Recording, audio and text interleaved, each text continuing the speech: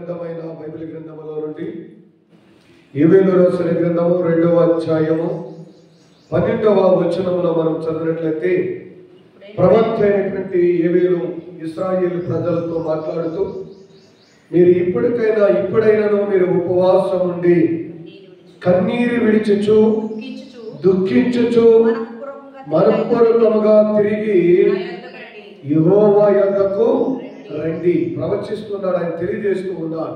ఏమనంటే ఇశ్రాయేలు ప్రజలు విత్తనాలు వేస్తున్నారు కానీ ఆ విత్తనములు ఏమైపోతున్నాయంటే కుళ్ళిపోతున్నాయి. మొదటి అధ్యాయము 17వ వచనం చదివితే వారు పంట వేస్తున్నారు, ఆ పంటలు చేతికి రాకుండానే విత్తనాలు కుళ్ళిపోతున్నాయి. కష్టపడుతున్నారు, కష్టార్జిత వారు అనుభవించలేకపోతున్నారు. నిద్రపోతున్నారు, మనస్ఫూర్తిగా ఉండలేకపోతున్నారు. అంటే వారి జీవితం అంతా కూడా ఎలా ఉందంటే భయంకరమైనటువంటి చీకటి పరిస్థితుల మధ్య ఉంది. ఈనాడు దినాల్లో కూడా చాలా మంది అంటారు, అయ్యా మేము ఎంతో కష్టపడుతున్నాం, ఎంతో ప్రయాసపడుతున్నాం, అయినా ఏమీ కలిసి రావటం లేదు. ఎంత కష్టపడినా మాకు కష్టం మిగులుతుంది తప్ప కష్టార్జితం మాకు మిగలటం లేదు. మా కుటుంబంలో నెమ్మది లేదు, మా కుటుంబంలో సమాధానం లేదు, మా కుటుంబంలో సంతోషం లేదు, మా కుటుంబంలో అనేకమైన అప్పులు ఉన్నాయి, అనేకమైన సమస్యలు ఉన్నాయి, అనేకమైన ఇబ్బందుల మధ్య మేము నలిగిపోతున్నాము. ప్రభు నమ్ముకున్నాము, అయినప్పటికీ కూడా మా జీవితంలో ఎన్నో శోధనలు ఇబ్బందులు ఎదురవుతున్నాయని చెప్పేటువంటి బాధపడే తల్లిదండ్రులతో ఈరోజు నా సహోదరులతో ప్రభు మాట్లాడుతున్న మాట ఏంటో తెలుసా?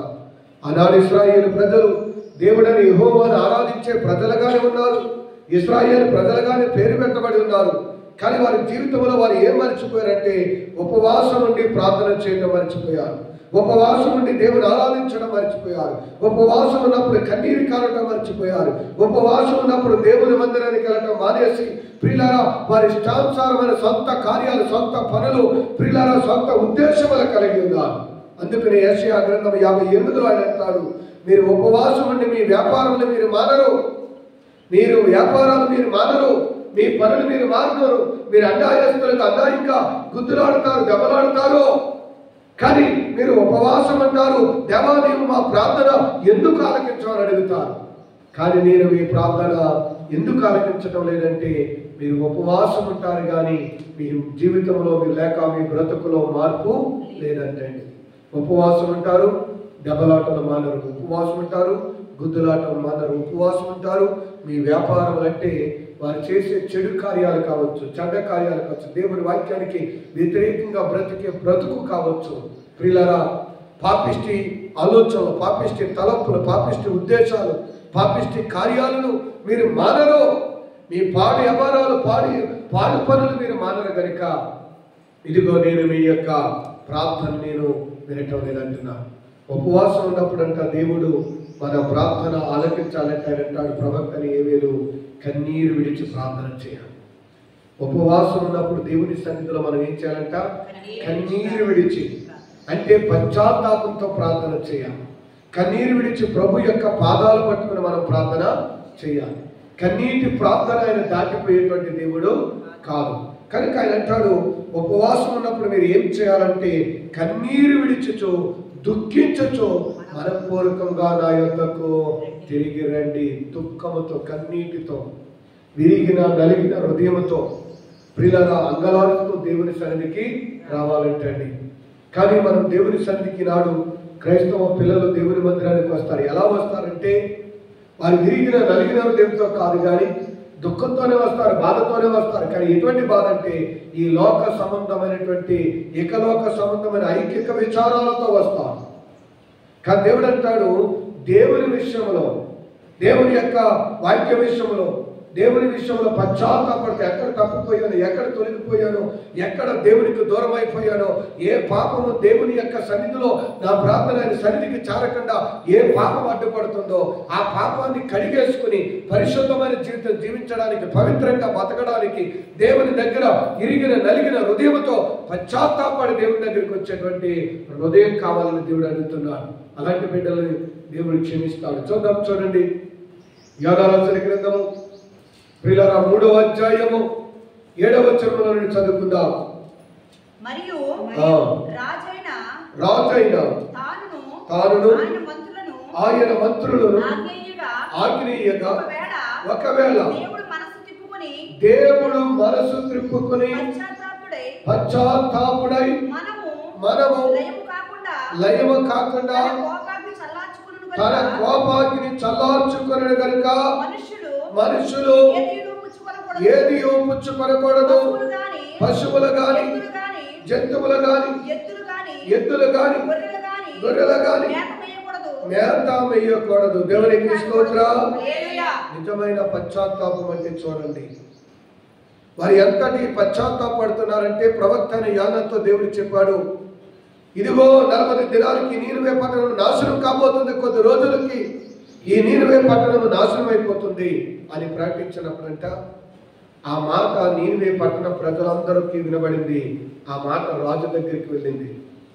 ఆ రాజు మంత్రులు కలిపి ఒక శాసనాన్ని విడుదల చేశారు. ఏమిటంటే, ఒకవేళ ఇంత ఘోరం, ఇంత పాపం, ఇంతగా ఉన్న ప్రజలందరూ చనిపోవడం దేవుని చిత్తం కాదు, కానీ పశ్చాత్తాపడితే, ఒకవేళ దేవుని దగ్గర మన పాపాలు ఒప్పుకుంటే, దేవుని దగ్గర మనం కన్నీరు కారిస్తే, దేవుని దగ్గర మనం తగ్గించుకుని మనం పశ్చాత్తాపడి మన పాపాలను ఒప్పుకొని విడిచిపెడితే ఒకవేళ దేవుడు మనం క్షమిస్తాడేమో.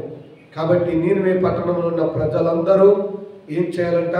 ఉపవాసం ఉండాలి, కన్నీరు కార్చాలి. అంతేకాదు, మీరు ఉపవాసం ఉంటే సరిపోదు, మీ పశువులు, మీ గొర్రెలు, మీ ఎద్దులు మీకు ఏమైతే ఉన్నాయో ఆ యొక్క జీవరాశులకు కూడా ఏం చేయకూడదు? మేత వేయకూడదు. వాటిని కూడా ఏం చేయమన్నాడు?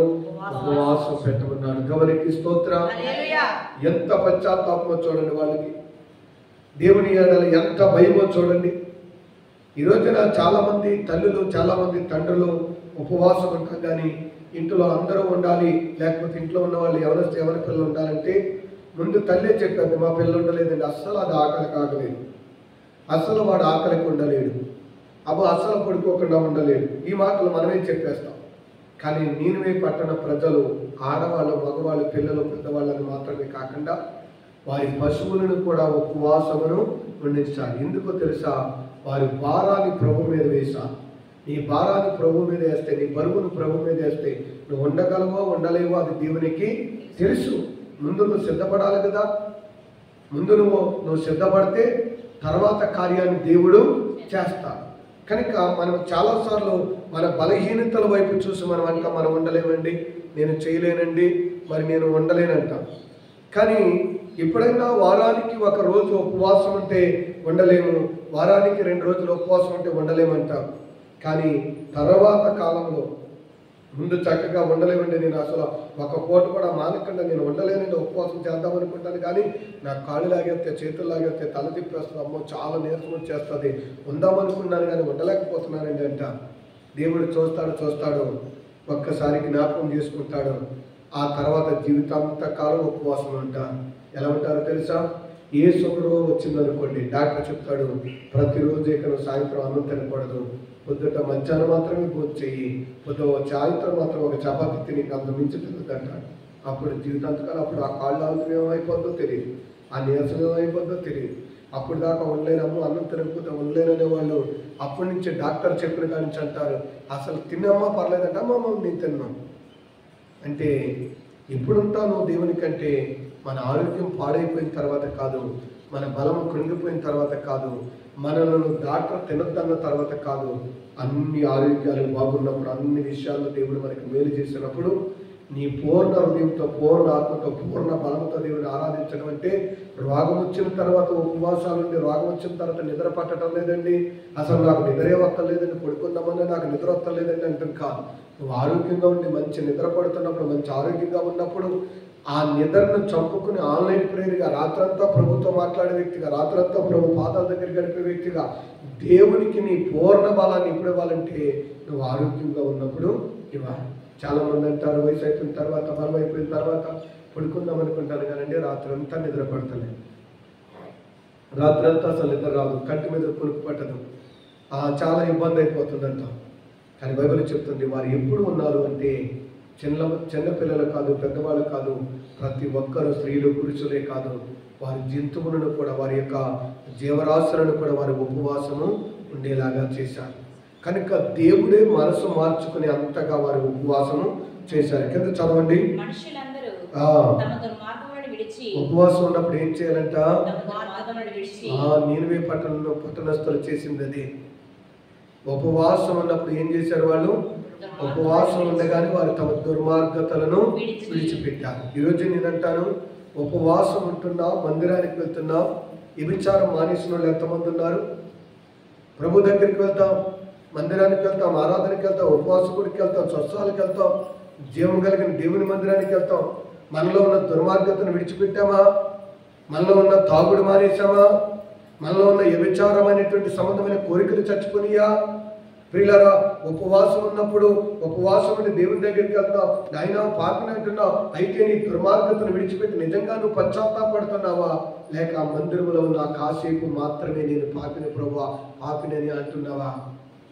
వారి ఉపవాసం ఉన్నప్పుడు వారు ఎంతటి ఎలాంటి కార్యాలు చేశారంటే వారి దుర్మార్గతలను విడిచిపెట్టారంటే. ఈ రోజున చాలా మంది చాలా చోట్ల తిరుగుతూ ఉంటారు, అనేకమైన మందిరాలకు, అనేక స్థలాలకు, అనేక చోట్లకు వెళ్ళినా దేవుడు నన్ను స్వస్థపరచలేదండి, దేవుడు నన్ను విడిపించలేదండి, దేవుడు నన్ను బాగు చేయలేదండి అని చెప్పేవాళ్ళు చాలా మంది ఉంటారు. చాలా మంది అనుకుంటారు, ఈ మందిరానికి వెళ్ళాలని కార్యం జరగలేదు, ఆ మందిరానికి వెళ్ళని కార్యం జరగలేదు, ఆ సేవకుడు ప్రార్థన చేశాడు కార్యం జరగలేదు, ఈ సేవకురాలు ప్రార్థన చేసి కార్యం జరగలేదు, ఇంకా ఎక్కడికన్నా వెళ్తే కార్యం జరిగిందని తిరుగుతూ ఉండే వాళ్ళు కూడా చాలా మంది ఉంటారు. బైబిల్ చెప్తుంది, తిరగటం కన్నా ముందు మనలో ఉన్న పాపాన్ని విడిచిపెట్టేటువంటి వ్యక్తులుగా ఉండాలి. చాలా మంది క్రైస్తవుల గురించి చెప్పేటువంటి మాట ఏంటంటే, వాళ్ళ దేవుని దగ్గరికి వెళ్తారు కానీ వారు ఏ పాపమును కూడా విడిచిపెట్టారు అని. కనుక ఈనాడు దేవుని నామానికి అవమానము, దేవుని నామానికి నిందలు, దేవుని నామాన్ని పిల్లలు దూషించబడడానికి గల కారణము ఎవరంటే అనేకమైనటువంటి దేవుని పిల్లలే దేవుని మరలా సిలువేసేవాళ్ళుగా ఉన్నారు. నీనవే పట్టణ ప్రజలు ఒక్కసారి సువార్తను విన్నారు. వారికి ప్రతి ఆదివారం సువార్త అందలేదు, ప్రతి ఉపవాస గుడిలో సువార్త అందలేదు, ప్రతి సభల్లోనూ సువార్త అందలేదు. గొప్ప గొప్ప సేవకులు వెళ్ళి ప్రతి వారము ప్రతిరోజు వాళ్ళకి సువార్తను ప్రకటించిన వాళ్ళు లేరు. కానీ యోనా ఒక్క రోజున ఒక్క దిన ప్రయాణం చేసి సువార్తను ప్రకటిస్తే ఆ సువార్తను నమ్మి ఆ ప్రజలు ప్రియులారా ఎంతగా వారు పశ్చాత్తాపడ్డారంటే వారు తమ దుర్మార్గతలనంట విడిచిపెట్టేశారు. అందుకని దేవుడు ఆ కుటుంబాలను దేవుడు ప్రియులారా రక్షించాడు. చూడండి, జక్కయ్య మనం చూసినట్లయితే యేసు ప్రభు ఆ చెట్టు కాడికి వెళ్ళేసరికి, జక్కయ్య త్వరగా దిగో, నేను నేడు నీ ఇంట ఉండవలసి ఉన్నదని చెప్పి జక్కయ్యతో ప్రభు మాట్లాడినప్పుడు ఆ జక్కయ్య అంటాడు త్వరగా దిగి, ప్రభా ఇంతకాలం నేను ఎవరి దగ్గర అయితే అన్యాయంగా తీసుకున్నా తిరిగి ఇచ్చేస్తాను, ఎవరినైతే మోసం చేశానో మళ్ళీ వాళ్ళకి ఇచ్చేస్తాను, ఎవరి దగ్గర అయితే ₹1 అన్యాయం తీసుకున్నానో ₹1 4 అంతలుగా నేను ఏం చేస్తానంటే ₹4 వేసి చెల్లించి ఇచ్చేస్తాను. ఎందుకంటే ఇచ్చేవాడు. ఎవరైనా ఆపదంటే, ఇబ్బంది అంటే, చాలా అవసరం వచ్చిందంటే ₹10 వడ్డీలు, ₹5 వడ్డీలు, ₹3 వడ్డీలకి ఇచ్చి ప్రియులారా ఆ ప్రజల దగ్గర అన్యాయంగా సొమ్మును తీసుకుంటూ ఉండేవాడు. కానీ ప్రభు అతని దగ్గరికి వెళ్ళిన తర్వాత ఆ పాపపు సొమ్మంతా విడిచిపెట్టి, ఆ పాపపు జీవితం అంతా విడిచిపెట్టి దేవుని దగ్గర పశ్చాత్తాపడ్డాడు. ఈనాడంతా నేను ప్రభు దగ్గరికి వస్తున్న వాళ్ళు దేవుని నమ్ముకుని బాప్తిసం పొంది రక్షించబడి ప్రియులారా మేము కూడా దేవుని పిల్లలమని చెప్పుకునే వాళ్ళు ఎంతమంది అలాగా జక్కేలాగా కత్తగా ఉండగలుగుతున్నాం? ఎంతమంది పాపిష్టి సొమ్మును విడిచిపెట్టగలుగుతున్నారు? ఎంతమంది అన్యాయం యొక్క వడ్డీ కాకుండా ధర్మంగా కష్టంలో ఉన్నవాడు, ఇబ్బందులో ఉన్నవాడికి చేయగలిగినంత సాయం చేయగలిగినటువంటి వ్యక్తులు ఎంతమంది ఉన్నారు? మందిరానికి వెళ్తూ ఉంటారు, ప్రార్థనకు వెళ్తూ ఉంటారు, కానీ వాళ్ళ దగ్గరికి ఎవరైనా ఆపద ఇబ్బంది అంటే ₹3 లేదంటే ₹5 లేదంటే ₹6 అంటారు. నా దగ్గర లేవు కానీ మా ఎక్కడ అడిగిస్తాను, వాళ్ళ ఇంటికాడ అడిగితే వాళ్ళంట ₹5 అంట, మరి అక్కడికి తెప్పించమంటావా అంటారు. ఎందుకంటే ఈవిడికి ఆపదని తెలిసి, ఇబ్బంది అని తెలిసి, ఎంతైనా తీసుకుంటుందని తెలుసు. అన్యాయముగా ఏం చేస్తారు తెలుసా?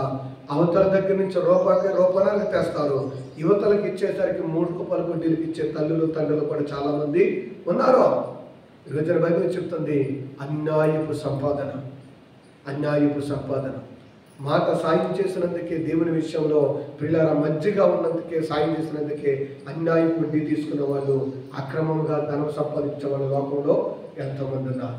అయితే నీనవే పట్టణస్థులు దేవుని ఎరగక ముందు అటువంటి దుర్మార్గతను పనులు చేసి ఉండొచ్చు, కానీ ప్రభు దగ్గరికి వచ్చేసరికి, వాక్యాన్ని వినేసరికి వాళ్ళు ఏం చేస్తున్నారో తెలుసా?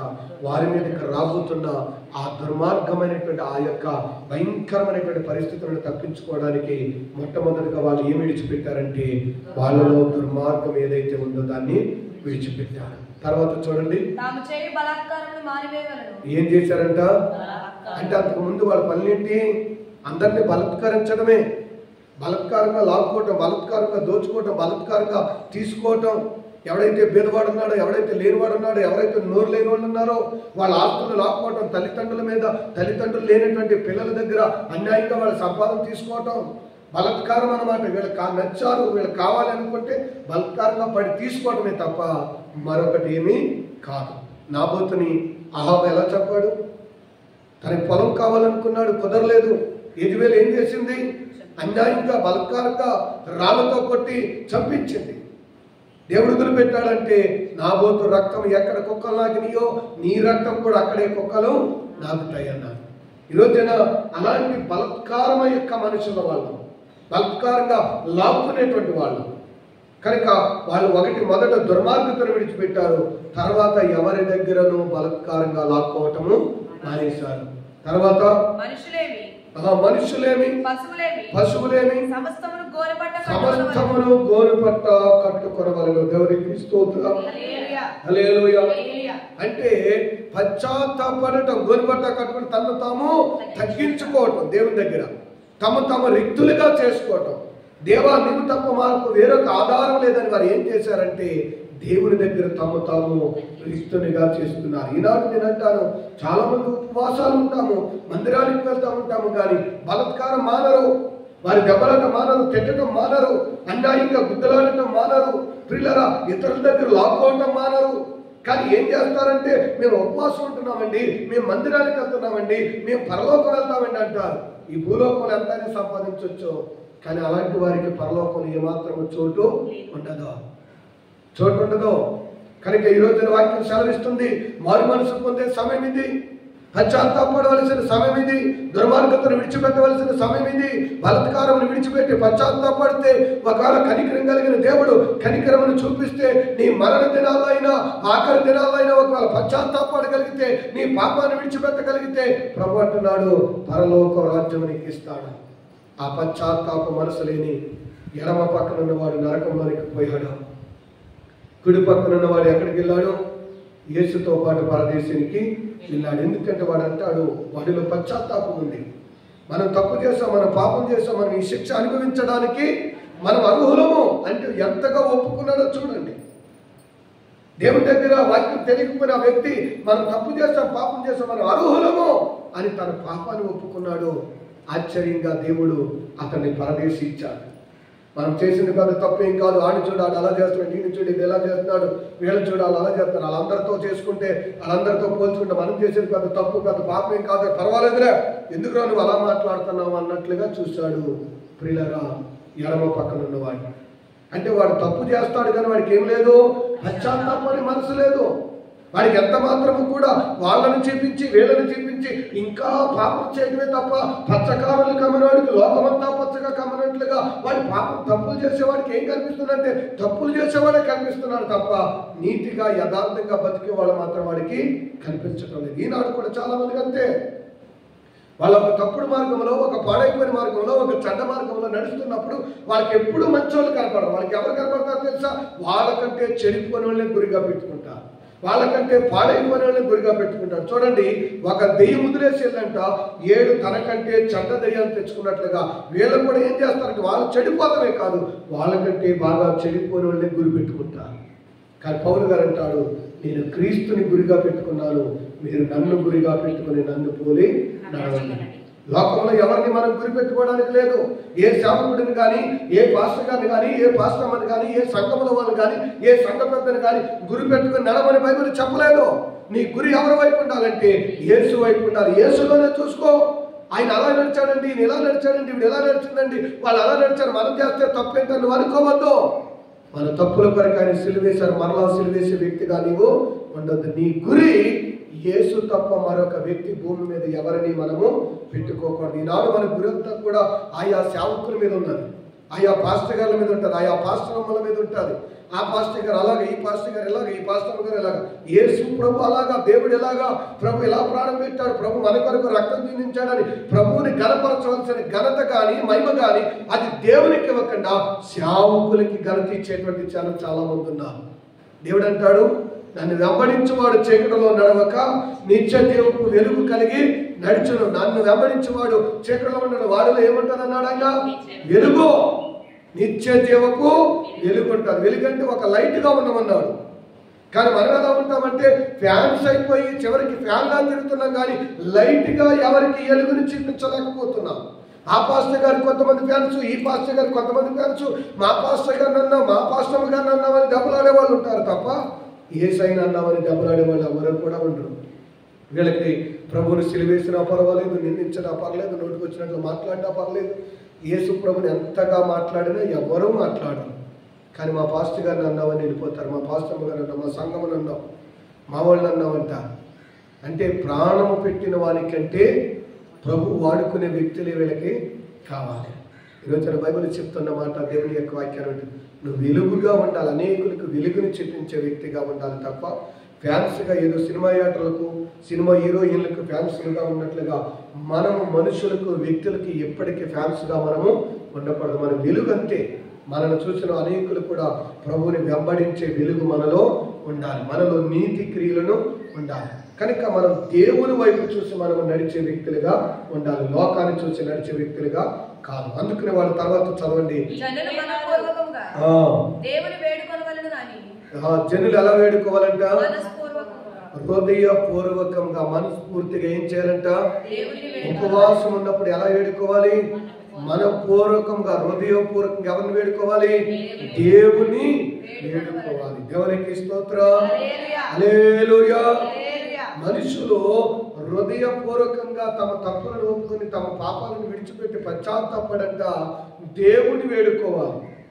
దేవుని పాదాలు పట్టుకుని కన్నీరు కార్చి పశ్చాత్తాపడినప్పుడు దేవుడు మన ప్రతి పాపమును ఆయన ఏం చేస్తాడు తెలుసా? కడిగి వేస్తాడు, క్షమిస్తాడు. ప్రియులారా, కనుక ఈ రోజున బైబిల్ సెలవిస్తుంది, మనుషుల దగ్గర ఒప్పుకున్నామా, లోకం దగ్గర ఒప్పుకున్నామా, జనం దగ్గర ఒప్పుకున్నామా?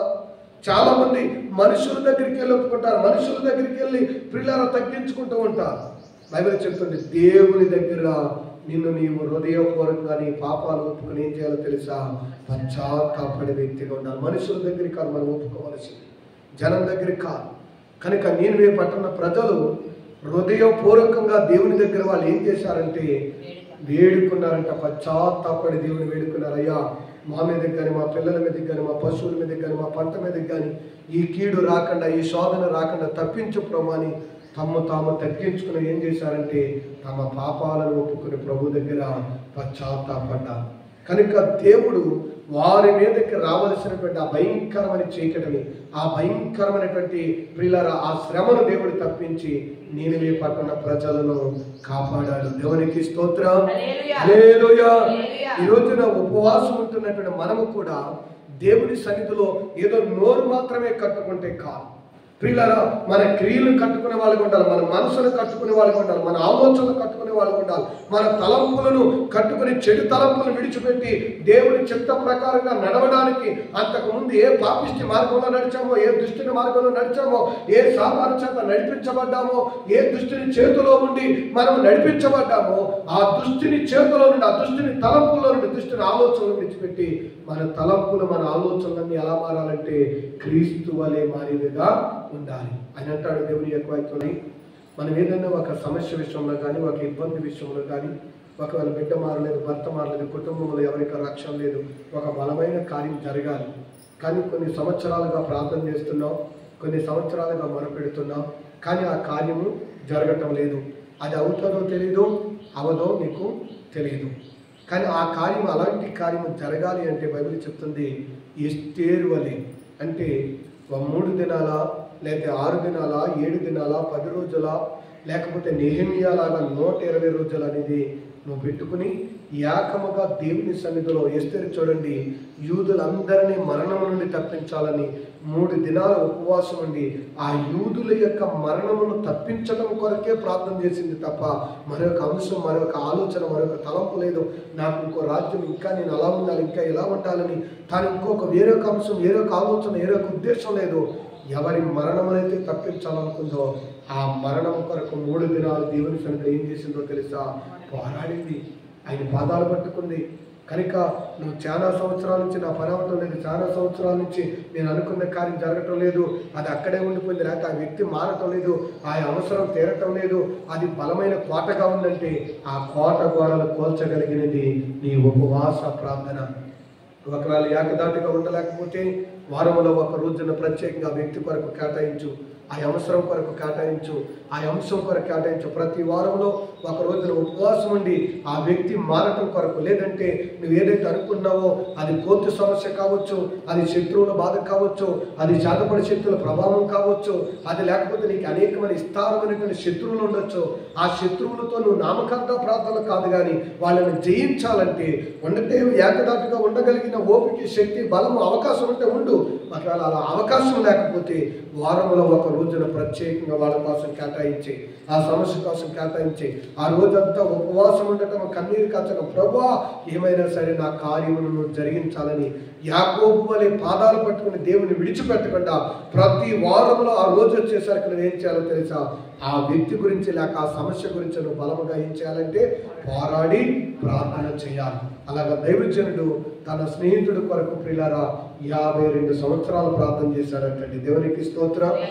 తన స్నేహితులు మారాలని 52 సంవత్సరాలు ఉపవాసం ఉండి ప్రార్థన చేస్తే 52వ సంవత్సరానికి 3వ స్నేహితుడు కూడా మారాడంట. మొదటి స్నేహితుడు మొదటి సంవత్సరంలో మారాడు, 2వ స్నేహితుడు 2వ సంవత్సరంలో మారాడు.